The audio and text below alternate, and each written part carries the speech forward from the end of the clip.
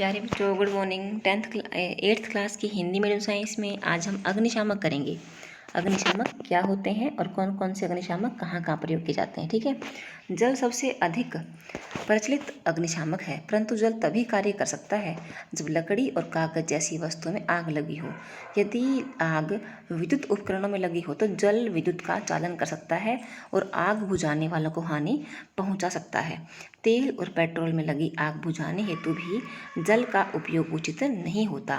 क्या आपको याद है कि जल तेल से भारी होता है? यह तेल के नीचे चला जाता है और तेल ऊपर जलता रहता है। विद्युत उपकरण और पेट्रोल जैसे ज्वलनशील पदार्थों में लगी आग के लिए कार्बन डाइऑक्साइड जैसे अच्छे अग्निशामक का प्रयोग किया जाता है। ऑक्सीजन से भारी होने के कारण कार्बन डाइऑक्साइड आग को एक कंबल की तरह लपेट लेती है। इससे ईंधन और ऑक्सीजन के बीच संपर्क टूट जाता है, अतः आग पर नियंत्रण हो जाता है। कार्बन डाइऑक्साइड का अतिरिक्त लाभ यह भी है कि सामान्यतः यह विद्युत उपकरणों को कोई हानि नहीं पहुंचाती। हमें कार्बन डाइऑक्साइड की आपूर्ति कहाँ से मिलती है? उच्च दाब पर यह द्रव के रूप में सिलेंडरों में भरी जाती है। एलपीजी किस रूप में सिलेंडरों में रखी जाती है? सिलेंडर से छोड़े जाने पर कार्बन डाइऑक्साइड बहुत अधिक फैलती है और ठंडी हो जाती है, अतः यह न केवल आग को चारों ओर से घेर लेती है बल्कि ईंधन के ताप को भी नीचे ले जाती है। इसीलिए यह अति उत्तम अग्निशामक है। कार्बन डाइऑक्साइड प्राप्त करने का दूसरा तरीका है सोडियम बाइकार्बोनेट या पोटेशियम बाइकार्बोनेट जैसे रसायनों के पाउडर का भारी मात्रा में छिड़काव।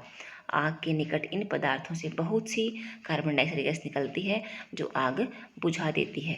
दहन के प्रकार: एक जलती हुई माचिस की तिल्ली अथवा गैस लाइटर को रसोई में गैस स्टोव के निकट लाइए। ठीक है ना। इससे क्या होगा, वह बहुत जल्दी आग पकड़ लेगा। गैस स्टोव की जो गैस है, हम पाते हैं कि गैस तेजी से जलने लगती है तथा ऊष्मा और प्रकाश उत्पन्न करती है।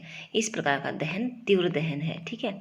फॉस्फोरस जैसे कुछ पदार्थ हैं जो कमरे के ताप पर अपने आप ही वायु में जलना आरंभ कर देते हैं। इस प्रकार का दहन, जिसमें पदार्थ बिना किसी प्रत्यक्ष कारण के अचानक लपटों के साथ जल उठता है, स्वतः दहन कहलाता है। कोयले की खानों में कोयले की धूल के स्वतः दहन से कई बार खतरनाक अग्निकांड हो चुके हैं। जंगल के स्वतः अग्निकांड कभी कभी अधिक गर्मी के कारण होते हैं तो कभी आकाश से बिजली गिरने से होते हैं, परंतु जंगल में आग अधिकतर मनुष्य की लापरवाही से लगती है। जंगल में यदि आप कभी पिकनिक अथवा शिविर में जाते हैं और कैंप फायर का आयोजन करते हैं तो स्थान छोड़ने से पहले आग को बुझाना सुनिश्चित करें। ठीक है ना। आग को ज़रूर बुझाएं, इस बात का विशेष ध्यान रखें। ठीक है। हम त्योहारों पर अक्सर आतिशबाजी करते हैं। आतिशबाजी क्या होती है? जैसे कि ये पटाखे चलाते हैं। जब पटाखों को चलाते हैं तो एक आकस्मिक अभिक्रिया होने से प्रकाश, ऊष्मा और ध्वनि तीनों पैदा होती हैं। अभिक्रिया में बड़ी मात्रा में गैस निकलती है। इस प्रकार की अभिक्रिया विस्फोट कहलाती है। पटाखे पर दाब डालने पर भी विस्फोट हो सकता है, तो पटाखों को बहुत ध्यान से रखना चाहिए। ज्वाला क्या होती है?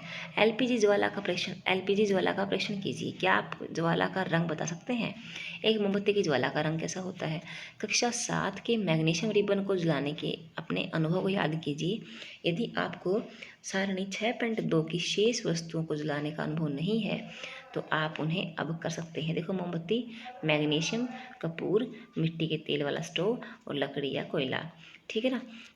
और आपने इनकी ज्वालाओं को देखना है। देखो, एलपीजी है वो नीली ज्वाला के साथ जलती है, जबकि मोमबत्ती है वह 3 रंग दिखाती है, काला, पीला और सफ़ेद या नीला। ठीक है। इसी प्रकार से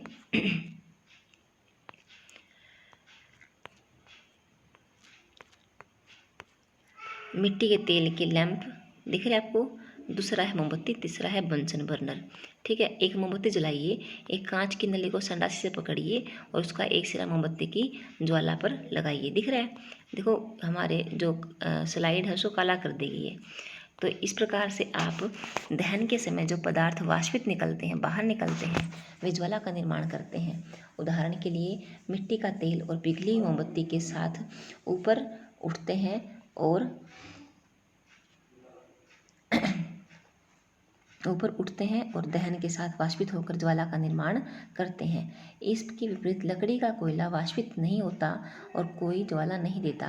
क्रियाकलाप 6.5 में क्या कांच की नली से बाहर निकलने वाला मोम का वाष्प क्या ज्वाला उत्पन्न होने के कारण हो सकता है?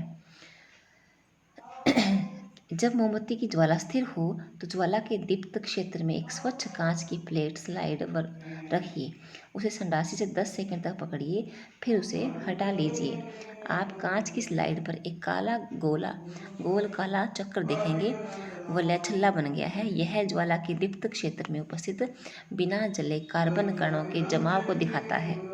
एक पतले लंबे तांबे के तार को लगभग 30 सेकंड तक ज्वाला में पकड़िए। ठीक है ना।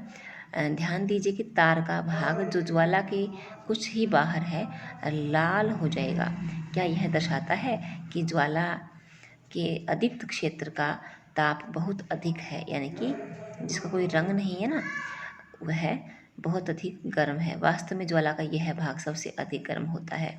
सोने और चांदी को पिघलाने के लिए सुनार भी धातु की फूंकनी से ज्वाला के बाहरी भाग को उस पर फूंकते हैं।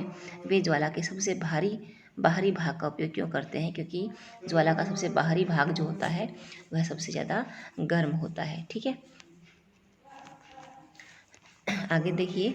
तो ये मोमबत्ती है, मोमबत्ती का चित्र दिखा रखा है इसमें। ठीक है, ज्वाला का सबसे गर्म भाग बाहर वाला है जो नीला है, क्योंकि वहाँ पर ईंधन का पूर्ण दहन होता है। ठीक है, उसके बाद अंदर का भाग है पीला, जहाँ पर दहन आंशिक रूप से होता है, यह थोड़ा कम गर्म है। और अंदर का जो भाग है बिना जली मोमबत्ती का सबसे अंदर वाला भाग जो काले रंग का है और सबसे कम गर्म होता है। ठीक है, ईंधन क्या है? देखिए, ईंधन क्या है, हम किस प्रकार का ईंधन चुनते हैं, ईंधन को चुनने की हमारी क्या क्या मापदंड होते हैं, ये हम अगले लेसन में करेंगे, अगले लेक्चर में करेंगे। आज के लेक्चर में इतना ही। इसी के साथ थैंक यू।